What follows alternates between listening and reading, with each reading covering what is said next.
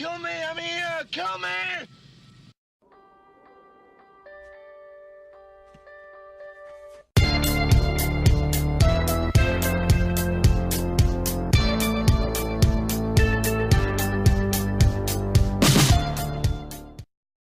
Hey everybody, this is Matthew Movies coming at you with my review of the WWE Blu-ray documentary CM Punk Best in the World that came out in 2012. Obviously, this is a documentary about CM Punk that what basically leads up to the moment in which he left the company with the title, and he would come back relatively quickly afterwards. I think it was 3 weeks or whatever. But it tells his entire wrestling career up until that point, with the exception of TNA wrestling.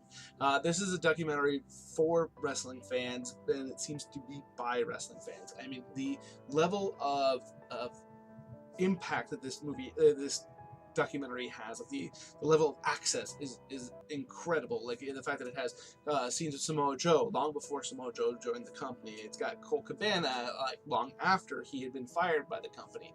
It's got some video of lots of his friends. It's got access to videos from his ROH run, including matches with Colt Cabana and Samoa Joe, like I mentioned, and goes into a great level of detail into that aspect of his life. Shows a lot of photos from him when he was just doing kind of backyard stuff in rings that they made themselves, or very, very small indie shows that him and his friends are putting on.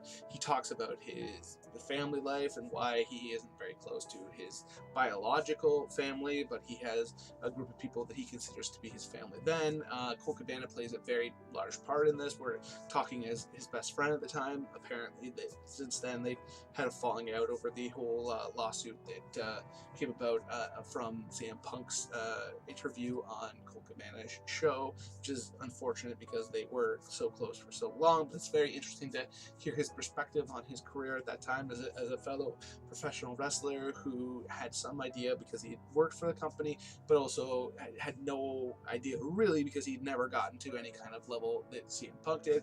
The interviews in this are extremely interesting. I mean, you definitely get the feeling from Punk that the guy can be a total dick, but you also get the feeling from him that the guy is a dick in wrestling because he was so passionate about it and knew what he thought was right, and knew that he thought that a lot of stuff that he was involved in were just done poorly, and that he was felt like he was screwed an awful lot of time. And anybody who kind of followed his career would be able to tell you that he probably was. There's a lot of moments where he should have gotten a much larger push, or he should have been handled much more delicately, and he was just kind of thrown asunder because the powers that be, some of the powers that be anyways, were not behind him. And it's one of the more interesting parts about this is you have a few interview clips of Triple H talking about his career, which is somebody who it's been very well documented. Punk and him did not get along, and it's very the common belief is that him, Triple H, and HBK try to torpedo his career a lot. Paul Heyman is interviewed in this and gives his perspective, and like talks about how he was completely befuddled by the fact that nobody else in the company seemed to realize just how talented he was. And then they go through a lot of the major points in his career at the time. Like it goes through when he was introduced in ECW, and honestly, I wish that there was a little bit more about that. I haven't checked out the bonus features yet, so there might still be, but I'd love to hear him talk about the character of Shannon Moore, who was on ECW at the time. He was supposed to be the Punk guy, and he comes in and makes him look like a complete fool. And then they go through him transferring to Raw, and winning the Money in the Bank, and then winning the world title, and then having it stripped from him without even having a match, and basically made to look like a joke, and then winning the tag team and the Intercontinental, and to the shock of everybody, winning the Money in the Bank again, and getting the title again, and also having it kind of taken away from him without that much of a push, and then finally getting put into a storyline with Jeff Hardy that really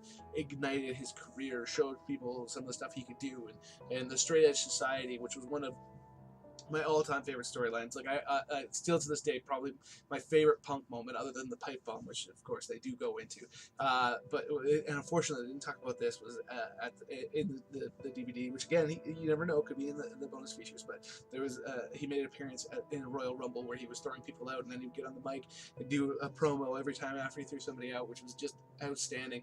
And then they kind of hint at the fact that the Straight Edge Society was prematurely ended, and point to the fact that there may have been some pretty crappy reasons for that being the case, but don't actually elaborate, which does make sense because it was an official release. And then it does go into the pipe bomb promo where he really ripped the company a new one, and then eventually him running the title and leaving the company. It really, it's you got such a great feel for why he was as great as he was in the ring, and why he was so good on the mic.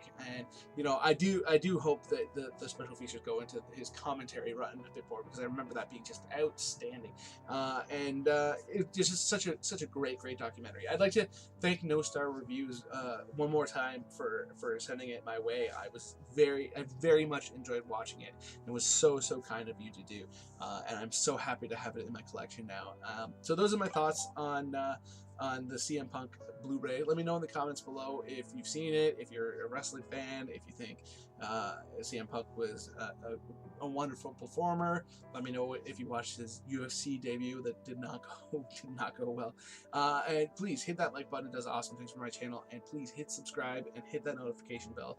That way you know when I put out new stuff. It does. I absolutely love talking to you guys about movies and pops and wrestling and the like. And I'd be very happy if you stuck around to be able to hear my thoughts. Other than that, have yourself a nice day.